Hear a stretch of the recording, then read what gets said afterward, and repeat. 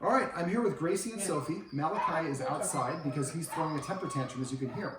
And this is the dog's roadmap to success. I'm going to kind of summarize what we went over in the session. And these guys have, this is the first time I really get to interact with them because they've been kind of keeping their distance because Malakai has been getting most of the attention. Yes. And there's nothing wrong with having dogs in my lap like this, but you see the manners they have. They're just jumping up. They're trying to lick me. They're doing whatever they want to do.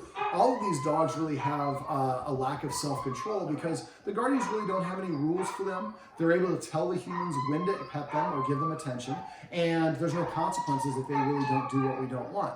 And so the analogy I use for this, imagine you have a job and your boss said, look, there's no rules for you because I think you'll be better, more successful if you answer yourself. So there's no rules, there's no consequences, and I trust you. Whenever you think you've worked hard enough to deserve a paycheck, you let me know and I'll cut you a check. Under that circumstance, unless you own the company, you're going to be the worst employee ever. So these dogs really don't have much motivationalists in their guardians, and a lot of us we look at rules as a negative because rules were introduced when we were kids, and it's stopping us from running with scissors or jumping up and down or eating ice cream after dinner or whatever it is. And so we look at rules as a negative. We look at the person who enforces the rules as being mean, and then breaking the rules the only real positive. You know, can I stay up late and watch the rest of the movie? I know it's curfew, or bedtime, but I have school tomorrow. Your parents make that exception? Yes, we celebrate that.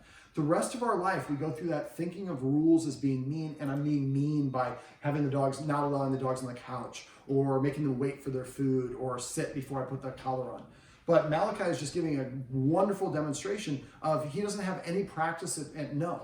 So there might be other situations. These dogs, same sort of situation. They're just not as big and as vocal as he is. He has bigger lungs. And so that's kind of the scenario that we've gone through. And this is hardly unique. Most of my clients have dogs in the same situation. I fixed about 4,000 dogs in one visit because I show people how to make little changes to their day-to-day life instead of having you spend an hour here, an hour here. If you prefer, instead of doing the rules, I can come back and I can show you how you can spend about 2.5, 3 hours a day working with the dogs and fixing the problems the same way. That's a hell of a lot more work than what I'm going to describe right now. So I want you to keep an open mind to these things if you're watching this video, because a lot of people, again, we perceive these rules as a negative, or we're being mean to the dog, or we're depriving them. The analogy I use for this is if you have a child, and your child, okay, you have to stay in the back seat because I don't trust in the backyard because I don't trust you in the front yard. And then I think you reached a tipping point. Okay, you can be in the front yard. And then the first day you do that, the neighbor comes by and says, your little son ran out right out in front of the car. I almost hit him. Well, the kid is now going to lose that privilege and have to go back to a lesser level of freedom because it proved that he was not or she was not worthy of that, and we wait for the child to mature. These dogs are essentially we need to think of them as children the same way, and we have to demote them. These dogs, I think they're in charge of security, but their humans don't listen to them. And just like a child who doesn't listen to the parent, that stresses out the parent. That causes the parent to be out of balance, and then the parent might say something they don't want to or react in a way that's unfavorable. The dog's going to absolutely do the same thing. Okay, so the first thing we talked about was exercise, and these dogs all need exercise. 2 Jack Russells definitely need exercise. Huskies and Malibutes and Shepherds are higher energy. They're working breeds of dog. So we went over some creative forms of exercise. If you forget any of these, let us know. Now, we want you to check with your vet to make sure there's no hip dysplasia or these are repetitive activities, so it could be an injury, so check with your vet to make sure your vet's okay with this. And make sure you also do it with an empty stomach. Remember, their stomach can flip or tear if it's full of food. So exercise and at least 90 minutes before you feed them. All right, or better yet, exercise, wait, or don't feed them. Don't exercise till 90 minutes after you fed them. Okay, or better yet, feed them after the exercise. Just make sure you get about 10 minutes to recover. All right, so the first thing would be the doggy stairmaster. Do it with all the dogs separately. Throw that treat to the bottom of the stairs, goes down the bottom of the stairs. What's the words you guys come up with? Bermuda, I think is what I Bermuda. suggested. So remember, the treat always goes in the mouth first. They hear the command word after the treat goes in their mouth. So Bermuda, when the dog licks it up, then show the dog you have another treat. It runs the top of the stairs. Give it another one. Call it Canada. And the first time you do this, do it with an empty stomach. Keep throwing those treats out and make sure they're high-value trained treats, like what we're using. We use chicken liver from Tricky Trainers. You order them on Amazon, soft and chewy. Throw those up and down the stairs and count each down up as 1. Keep throwing them until the dog's like, you're crazy. I'm not going down there. I'm not doing 99 times. Well, 5 minutes on the stairs is equivalent to like a half-an-hour walk.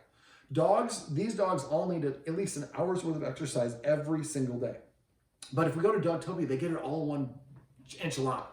Exercise is best sliced up into smaller segments multiple times a day. Now, I have a lot of dogs that go to a daycare. I say, hey, make sure that dog gets a nap every 2 hours or just separated from the other dog so it can calm itself down. I think Malachi's learned how to work his guardians or the supervisors at Dogtopia and get more quality time with them. That's video above will help with that. So anyways, going back to the Doggy Stairmaster, keep counting for each dog and do the first time with only one dog at a time. Have the other 2 dogs in the bedroom.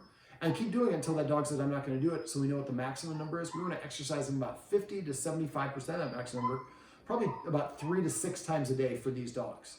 Well, we can probably spend less than 10, maybe 12 minutes doing that each exercise round. So all in, maybe it's 45 minutes a day, maybe 50 minutes. And you're going to notice that sort of energy that you have with the dogs right now on the couch, which we're going to talk about in a minute, more often. And remember, when the dog is naughty, needs to be on the stairs or a walk or something else. The dog is going to have some guests come over, exercise on the stairs. You're going to practice the leash technique that I just talked about. They need to exercise first. Just give them 10 minutes to recover. Okay, these dogs are free fed. Well, 2 of them are. One of them gobbles his food. And so what I would recommend, you go to a structured feeding. Remember, dogs eat in the order of their hierarchy. There are multiple leaders in the dog world, and they have different ranks. But basically, if we're going to feed them, whoever feeds them should eat something first. Something in 5 more bites, chip, cracker, whatever it is. Then you let them eat one at a time. I would probably feed whoever the oldest dog is first, or the best behaved dog first. And when that dog's eating, the other dog's not allowed to be in the room, and you're going to achieve that the same way we showed you with your kitchen. And so at first you're going to have to be there supervising. After a while, you can stand away from the door and be sitting in the room. Eventually you can sit outside the room. After about a week or 2 of practice, I can do this. I'm on the other side of the house. Can't even see me. And I have a dog that I'll forget, and he'll sit there for 2 hours. So basically, so when the dog comes in, takes his first bite of food, come up with a command word for each dog to eat. So maybe call it meatball, chimichanga, and lasagna. So if a chimichanga dog comes and takes his first bite of food for 4 months, then he hears or she hears chimichanga when the first bite of food is in their mouth. So the other 2 dogs hear chimichanga, there's no food in their mouth. And the dogs are practicing staying outside the room. And the guardian is achieving an invisible boundary. Now the dog is practicing self-restraint, which is why Malakai is still doing this. He doesn't have any practice of doing this. He's having a temper tantrum right now. He just doesn't know how to process this. This is a wonderful way to do it. And if the dog is really worked up, then maybe he's doing this when he was supposed to feed second. Well, then I would invite one of the other girls to come in, and she gets to eat in his place because she's doing the behavior you want. You're going to reward what you want. So the first dog comes in and eats, says the command word when you take the first bite of food. Now these 2 dogs are free fed, so they probably want to come in. They come in and look at it like, yeah, I'll eat it later. And then that dog walks away. You pick up that dog as soon as I give it 1 minute to be there to eat. If it's still there 1 minute, I pick it up. Or as soon as it walks away, don't wait to get too far away. 3 steps away, pick up the bowl, and have a container in the room. Dump it in the container, put the empty bowl back down. 99% of the time, the dog will come and lick the empty. What's up? Well, when you walk away, the food goes away. This is no longer an open kitchen. And then that dog, once it figures out, maybe tries to go get, and don't let it go to the other dog's bowls. All 3 bowls are full. Then that dog has to leave the room. Then you invite the next dog in. If she does the same thing, you repeat the same process. Malachi's not going to do the same thing. He's going to come and eat all his food. That's fine. That's why we empty the other 2 bowls, so there's nothing else to guard in case it develops. But also there's no, he's not going to go eat it. And again, feed them twice a day. Twice a day is what I would recommend. And if they don't eat, that's on their account. We're offering them the ability. They're choosing not to. That is their decision, not our decision. Okay, so after a while, hunger becomes your ally. Now, if they go longer than 3 days without eating, that means somebody in the house is cheating, probably someone with the letter R in their name. So don't cheat, because hunger becomes your ally. Who blinks first loses. And your dogs need to see you as a leader if you want them to stop barking, start listening to you better, stop doing a lot of the nuisance behaviors they have. They have to see you acting like a leader. You can't say it, you have to do it. Okay, so that's a big one, because dogs in the wild spend 90% of their time looking for food. It is the most important part of their activity. When you have the food available all the time, it's like if you're off a diet, you can eat anything you want. When you're on a diet, I don't eat Burger King. I'm on a diet right now. I normally don't eat Burger King. That commercial comes out, I want to eat the Impossible Whopper, even though I normally would not. Impossible probably better. But so if the dogs have access to it, then it's not important, and eating is the most important activity. So just this is a little exercise that adds huge ramifications. All right, so getting back to exercise, feeding them out of a snuffle mat and the Omega Paw treat ball. Order one for each of the dogs. I would go with these 2 out of feeding out of the bowls until they start eating when you give them permission to. It'll probably take about a week or 2 of the structured feeding before they start eating the way that you want right away. Now Malakai, I would start feeding on the snuffle mat or out of the Megapaw treat ball, maybe one for breakfast and one for dinner. And if he grabs the Megapaw, get a dumbbell or something, put that in the middle of it to weight it down. Work the food into and it'll look like it tassels that blanket right there. And work the food in there. So he's got to earn his food. This makes eating essentially a walk, equivalent to a walk. It also boosts their confidence, and all three of these dogs should help with a little bit of increased confidence. And it helps their boost of self-esteem, and it's stimulating for them. And so it achieves a lot of things by something we're doing the dogs every day anyways. All right, so that's another one. Another thing you do is scent games, hiding treats around. You can just Google scent games. It's really easy to find out how to do that. There's books and DVDs, but just Google a couple articles first. A lot of it's just hiding a treat around the corner. The dog looks up and say hunt. And after I say hunt, the dog sniffs around looking for it. Another thing you do when you're walking, dogs burn more energy on a walk by sniffing than they do from walking. A lot of times they're just so gung-ho. If there's a place where a bunch of dogs pee, stand there. Dog sniffs and wants to run off, just wait. Maybe call it back, maybe throw a treat down there. We want to get them to sometimes just actually stop and smell the roses, for lack of a better term.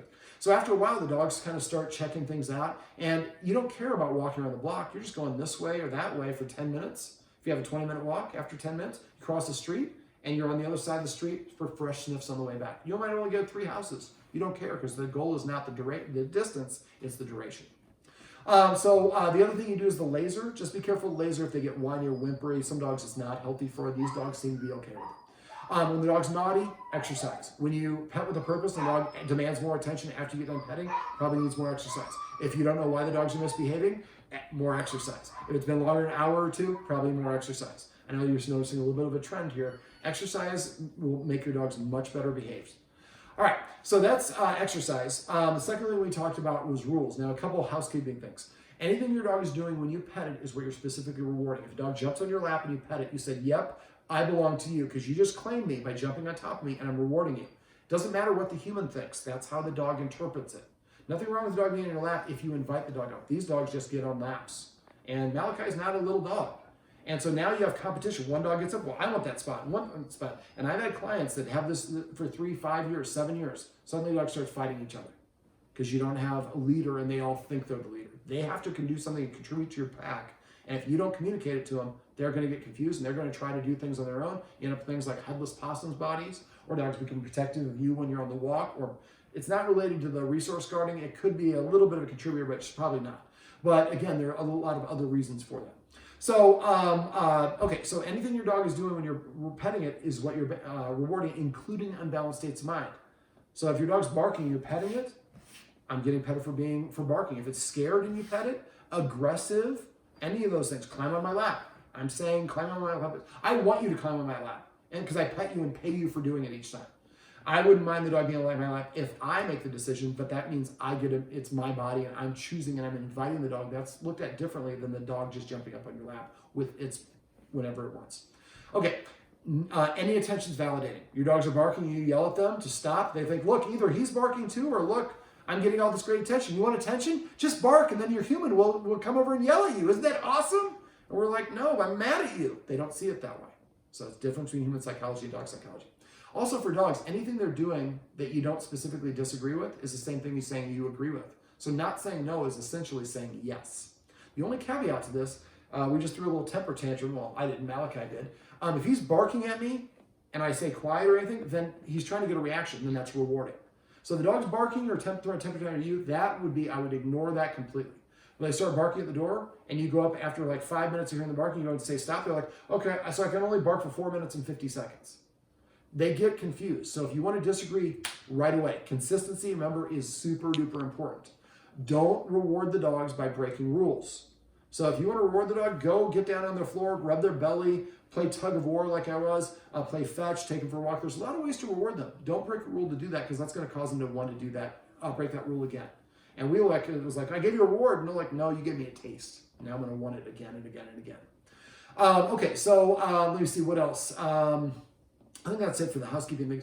I used a couple of watchwords. I'm going to go over 2 of them a little bit later on, but a couple of them. Vocabulary. Most of us use way too many words for our dogs. Come, here, come here, over here boy, here girl, dog's name, dog name, nickname, whistle, tap my thigh.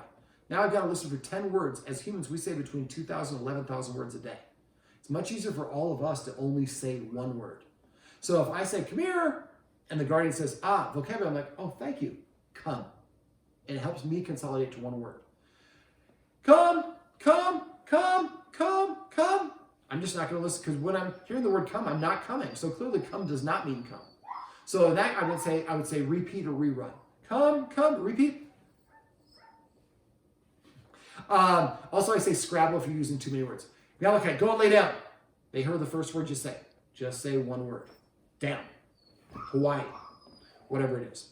Okay, so basically, let's go over some of the rules we went over. Now, something happens in a dog's brain. It takes about 66 days for a behavior pattern to habit to form. And every time they break the rule or go back to the old way, you lose a tremendous amount of progress. So these rules should be in place for a minimum, if perfect world. If they do everything perfectly, which I'm sure they won't because nobody does, 90 days. Or as long as the problem's still going on. In this case, probably about 3-4 months, a minimum, but might be a little bit longer than that.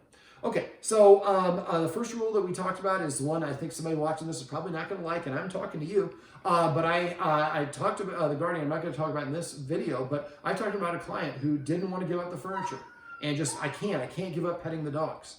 And their dog bit someone, and that person pressed charges, and they had the dog euthanized, and it was not their control, and it happens. I want you to recognize that there are giving up, and the woman told me, she goes, next time you're talking to somebody that doesn't want to do it, you tell them I would give anything to give up my furniture for 4 or 5 or 6 months or forever and still have my dog be able to live it. So think about it, because you don't have a lot of people come to your house. The wrong person comes in, worker or something like that, and the dog gets bit, the company forces them to press charges. It happens more frequently than you know. So the rule is no furniture for a month, because the higher a dog, or for not a month, for at least 3 months, higher a dog sits, the more rank or status they have. Dogs who are in charge of protection sit in the highest vantage point because they need to be in charge of security and see the threat.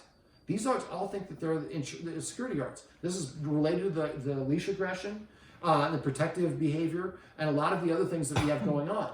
So what we want to do is demote them. No, your job is not security guard. Your job is to pet me, or to let me pet you, to get your toys, to sit, lay down, come, do those sort of things. So I would recommend you get X mats. So you need 1, probably 3 for here, 4, 5, 6, probably need about 7 or 8, because you can actually split a couple in half. You might have to put a couple, because the little dogs would sit up here. But the little dogs like to sit up here. This has more authority. This says I'm in charge. This says we're peers, and if we're peers, then listening is optional. They're down there says that person has more status, and I have to listen to them. Now, they're not going to like it. They're going to push the boundaries for a while. So that's why I would get those X mats. Probably end up spending about $80 on those X mats, but then you don't have to plead. I'd let you up, buddy, but the thing is here. Now, you might actually, when you leave, you might also have to drape a piece of tinfoil over there and maybe over there, probably just there, because otherwise they'll try to get up there, and then they're practicing doing that when you're going. But they will be calmer. They will live longer. They will live better quality of life if they see that there is a leader. If you have a leader that you don't have confidence in, you're stressed about it. And I think that that's a little bit what's going on here. Not that the humans are doing anything how the humans leave, but how the dogs perceive it. You can get away with no rules with 1 dog, maybe 2, never with 3 or more. So, all right, so that's the first rule. At the same time, I had Malakai go into the dog bed on his own and sitting and laying down there. Really simple.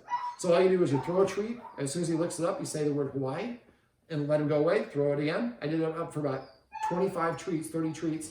Then when he would sit on it, I'd give him like 5 treats at first, but after a while I just give him 1. And if he lays down, give him 5 treats at first, but eventually just 1. And these are 3, and then get a light colored one, white, light gray, or light cream. And then you can leave a treat there. And then I see a treat. Now the mic we're using was a little bit busy. He couldn't see it. He smelled it, but he couldn't see it. But if it's white or light cream, they'll see it. Lighter gray than this, they'll see the treat there. And then they run over and get it. Don't point it out. And when he licks it up, say the word Hawaii. The third way is when he goes there, then throw a treat. So now when I come here, arrange treats, why wouldn't I be here? That's a classic example where the dog's thinking they're security dogs. And we have somebody about to come in? Might be somebody I'm talking to right now. All right, now if you pet the dogs when they're like this, they think that I'm being petted for this. If we say, shut up! Well, that was good. But usually say, quiet. And then the only time I hear quiet is when I'm going crazy. So quiet clearly means jump up, bark, and whimper and whine. And so we create the opposite of what we're trying to attack. Okay, so other rules, not allowed in the kitchen when preparing food. I showed you how to defend that. I would, later tonight before he gets in here, say, hey, do you think I could drop some treats on the floor and not do what we just did? And it blows mine. Also, not being allowed to be within 7 feet of a human. So I'd say the carpet around your dinner table shouldn't be allowed. Remember to use that out command that Taylor showed you. So do that without eating, without cooking food on the dinner table. Do it out here as well. So that way they command it. So first you throw the treat to get them to do it. When they lick it up, you say the word out. After a while, you say out, they run out. Then we give them the treat and say the word out. Now we're paying them for a job. Other rules, you have to sit at the door. Go to the door, say sit once. They don't sit. Walk away, sit down, wait 1 minute. Go back to the door after 1 minute. Tell them, command them to sit. Don't sit within 1 minute. Then you go, or 3 seconds, and you walk back over there. Sit after 1 minute. They don't sit within 3 seconds. Walk away, and I sit down for 2 minutes, 4 minutes, 8 minutes, double length of time. As soon as the dog sits at the door, fly the door open. If Malakai sits and the other two don't, let him out and don't let them out. Pay based on performance. Look for other ways for the dogs, and because of what they're doing, I would definitely recommend practice leashing them up. Exercise the dogs first, give them a chance to recover, put 2 of the dogs away, and then pull that 1 dog out, pull out, walk over. Actually, I'm not going to describe it here. Go to my website. There's a Jack Russell Terrier that I do this with. Just search for Quiet Leash. Click on where it says Dog Training Tips on dogonproblems.com, and just click on where it says Quiet Leash. You'll walk through the whole process. But you have to fix this because, again, this is one of these days. This is going to really bite you in the rear end. And remember, you have to always outlast your dogs. Another housekeeping thing. All right, Taylor also talked to you about petting with a purpose and path to training. Petting with a purpose. Dog comes up and nudges you, paws at you. It's telling you what to do. Leaders tell, followers ask. Dog tells me what to do and I pet it. Well, clearly I'm the boss of him. If I'm the boss of him, then I'm also in charge of protecting or correcting him. So instead, when the dog nudges you, paws at you, jumps up on your shin, tell the dog to do something you want. A sit or a lay down. Sit. If it sits within 3 seconds, then I reach over and pet it under its shin. If it doesn't sit within 3 seconds, I might cross my leg and go back to watching TV. Playing hard to get works great for dating, works great for dogs too. So do it my way, or there's no punishment, but you don't get anything from me. After a while, the dogs will start thirsting for that attention. And they'll recognize, what is the one thing that I do that always gets attention? Oh, every time I sit, they're petting me. The dog will start coming and sitting in front of you to prepay for the attention. When it does that, you make sure to reach down and pet them under the chin. That's a good body mechanic. And say the word sit and only the word sit. They hear the first word you say. Not sit. So sit. And so you tell a dog to sit, and then you pet it and tell it why you're petting it. So you're going to say it twice. Unless it doesn't do it, then you only say it once. So after a while, the dogs will start recognizing, I can't tell you what to do. I have to ask, and better than ask, I have to prepay for the attention. And I prepay with the currency of obedience. And I'll come and sit in front of you to prepay for it. When the dog does that, make sure you pet a little bit, at least a little bit. And the dog asks for it multiple times. What does that mean, Taylor? Exercise. You get your dog some exercise. All right, so now let's say that I'm sitting in here, and Malakai's here, and I'm petting Malakai, and one of the guardians comes in and sees that I'm petting Malakai, and he's standing. She says, paycheck to me. Paycheck means I suspect you forgot to pet with a purpose. Even if I did it right, I'd stop petting. Say, Malakai, sit. If he sits, I'd pet him on the chin and say, sit. If he didn't sit, I would say, I actually asked him to sit. Before, when you opened the door, he stood up. But thank you, honey. I do forget to pet without a purpose because we don't realize how often we do it. And even if you want to pet your dog, you still tell the dog, all 3 of them, to sit. If they don't sit, if you can't do the smallest thing for me as a dog and sit, I'm not going to pet you. If you do, then you're saying to the dog, yes, it's okay not to listen to me whatsoever, and I will still reward you. All right, the last thing we went over was passive training. Passive training is basically a version of it will help you with your come. Every time the dog does something you want voluntarily without any influence, you say the command word and pet them. So if Malakai comes to me, I pet him under his chin and say, come. I didn't ask him to come. When he came, something good happened, but he made the decision, not me. Every time the dog sits, pet him and say sit. If they lay down, pet him and say crash. Name all your individual toys. Brings you a little toy. Now, bones and antlers can be the same. But that purple thing, call it purple people eater. That's probably too many words, but P3, whatever it is. So come up with these, remember, funny command words. Dogs should read facial expressions. So when you come up with them, that kind of looks like Bob. He's bald like Bob is. Let's call that one Bob. So the guardian smiled. That motivates your dog to want to do that. So, and what we're doing is we're celebrating the things the dogs want, dogs do that we want. Most of the time we celebrate the things we don't want. The dog jumps up, we correct it. It barks, we correct it. It chews the wrong thing, we correct it. Pause the door, we correct it. Or we go and open the door. It comes and sits in front of us, we ignore it. This is an easy way to flip it. So we use the watchword for this one of celebrate. So if somebody says celebrate to me, I look at the dog and if the dog's sitting, I just pet it and say sit. If it's standing, it probably came to me, I pet it and say come. Remember, you only have 3 seconds. So somebody says, celebrate. What am I celebrating? I missed it. That person saw it. That was 1 second. They told me celebrate 2 seconds. And now I asked a question. I missed that 3-second window. They only have 3 seconds, and there's a big difference between 1 second and 3 seconds. So somebody says celebrate, just, as fast as you can, reach over and pet them under the chin and say, sit, down, whatever the command is. After a while, the dogs will start emulating those behaviors. We have dogs in puppy class that come in there, bark their you-know-what's off for weeks, and that doesn't get any response. But every time they sit, they get attention. After like the 4th, 5th, 6th week, they're just sitting in front of their guard. And if the guardian doesn't see it, like Luca dog, they'll resit and resit. I'm sitting, I'm doing what you told me you want me to pet. And now the dogs know what we want them to do. Most of the time, we do a horrible job of that. So, all right, for the going outside, Malakai doesn't like coming in from outside. Get some warm chicken from Chipotle, or just make yourself some, and have a nice piece of warm aromatic chicken, something that's really tasty, has a good smell. Walk in the middle of your yard and just stand there. Don't offer it to him. Don't say I have it. Just stand there. And as soon as he comes to you, give it to him, say come, and then walk back inside. Wait a minute, go back outside, and this time go 1 step previous to where you were. Maybe 20 steps the first time, 19 steps. And again, wait. You won't get till 10 before he just starts coming to you right away. Now, when you get to the point, you can open the door and he comes up to you, give him the treat, let him walk away. Then next time, put the treat right inside the door so he just sticks his head in, but he keeps his body out. And you say, come, every time he licks it up. And then gradually, further and further out, eventually comes all the way in. Now, I ask him to sit, give it to him and say, come, then let him run back out the door. And after a while, then he'd come, I close the door, give it to him and say, come, then I open the door and let him go back out. And every once in a while you're going to do this, he comes, he sits, you give him the treat, come, and you don't open the door. But you're proving him that that's not 100% of the time, and that's why he doesn't listen to you now, because he's a husky. He wants to be outside in this weather. So if you show him, just coming to me means, kind of like what we did in the video above, coming to me just means that you're going to get rewarded, and then the good stuff will continue. And after a while, he'll just come to you, and the passive training also works that tremendously. So every time he comes to you, make sure you pet him and say, come. Use those escalating consequences. I don't go over those on film, but if you have any questions about those, please let me know. Do you have any other questions? Anything else you'd like me to cover? No. Okay. Now, there probably are things you're going to remember after I get done filming this, or in a day, or you're going to forget what I do. Call me. Please, I have people sometimes 3 years from now, they give us well, I don't remember, call me. I want you to, I'll be mad at you if you have a problem and you don't call me.